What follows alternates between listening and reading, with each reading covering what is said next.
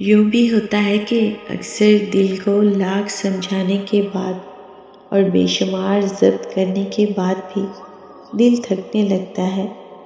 یوں محسوس ہوتا ہے جیسے اب کوئی راستہ باقی نہیں رہا،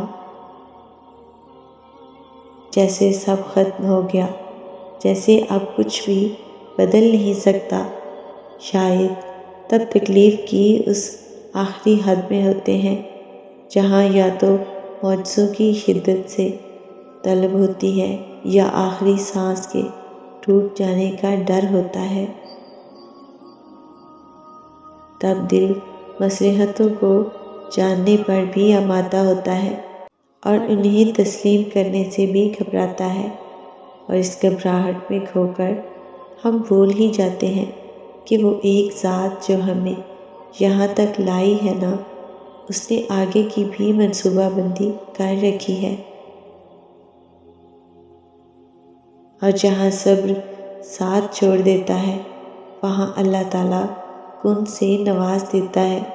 وہ ماضی دیکھ کر نہیں بلکہ نیت دیکھ کر عطا فرماتا ہے۔ وہ یہ نہیں کہتا کہ آپ دوبارہ سے کیوں آئے ہو، وہ تو کہتا ہے کہ اب آ ہی گئے ہو تو میرے پاس بیٹھ جاؤ، تسلی سے اپنی کہانی سناؤ۔ وہ یہ نہیں کہتا کہ میں تمہاری کیوں سنوں، وہ یہ نہیں کہتا کہ اپنی غرض کے لیے میرا نام کیوں لے رہے ہو۔ درد اور تنہائی کی شدت جب تمہیں جھنجھلا کے رکھ دیتی ہے، تب تم سوچتے ہو نا کہ آخر یہ غم اللہ نے تمہیں ہی کیوں نصیب کیا، کیوں بھلا وہ دعاؤں کو نہیں سن رہا؟ تو اللہ تعالیٰ قرآن پاک میں فرماتا ہے، اس کی نشانیوں میں سے ہے کہ وہ تمہیں امید اور خوف دلانے کے لیے بجلی دکھاتا ہے اور آسمان سے بارش برساتا ہے اور زمین کو اس کے مر جانے کے بعد زندہ و شاداب کر دیتا ہے۔ عقل والوں کے لیے ان باتوں میں بہت سی نشانیاں ہیں۔ تو اے میرے عزیز، میری بس اتنی بات یاد رکھ کہ غم میں نہ جانے، نہ غم دینے والے کو یاد رکھنا، اللہ کو اور اس کی ذات کو یاد رکھنا۔ اپنے آپ کو ہمیشہ یہ یاد دلائے رکھنا کہ تمہارا تمہارے رب سے سب سے قریبی رشتہ سجدے کا ہے، اور اس سجدے سے بھی زیادہ قریبی رشتہ تمہاری آنکھ کے ان آنسوں کا ہے۔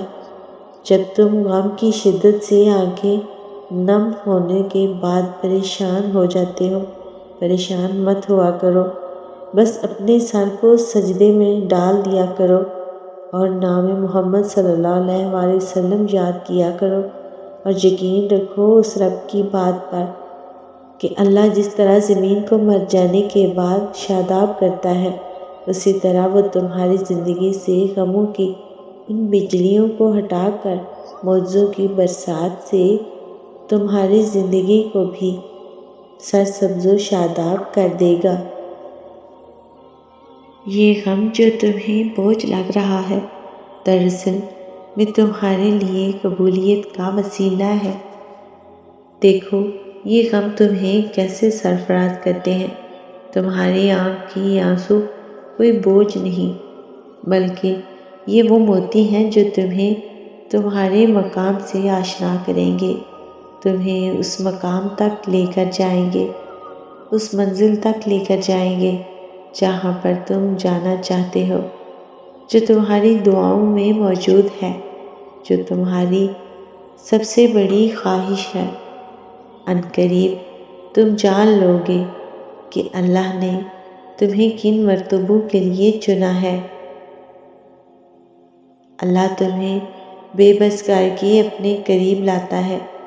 اللہ تمہیں دنیا سے مایوس کر کے اپنے اوپر توکل کرنا سکھاتا ہے۔ اللہ تمہیں لوگوں کے ہاتھوں سے توڑ کر خود سے جڑواتا ہے۔ اللہ تو تمہیں حالات سے مجبور کر کے سجدوں تک لے آتا ہے۔ اللہ بہتر کو تم سے دور کر کے بہترین سے ملواتا ہے۔ تم اللہ سے اپنی دعاؤں کی بہتری مانگا کرو، کیونکہ جب تم اللہ سے اپنی دعاؤں کی خیر طلب کرنے لگتے ہو تو اللہ تمہاری من پسند چیز سے نہ تو کبھی تمہاری آزمائش کرتا ہے اور نہ ہی کبھی تمہیں اس شے کی طلب لگاتا ہے جو تمہاری نہیں۔ کچھ دعائیں مقدر موڑ دیتی ہیں، دعائیں ٹوٹے ہوئے دل جوڑ دیتی ہیں، دعائیں بچھڑے ہوئے یوسف کو یعقوب سے ملوا دیتی ہیں۔ دنیا کے راستے بند ہو جائیں تو دعائیں آسمانی راستے کھول دیتی ہیں۔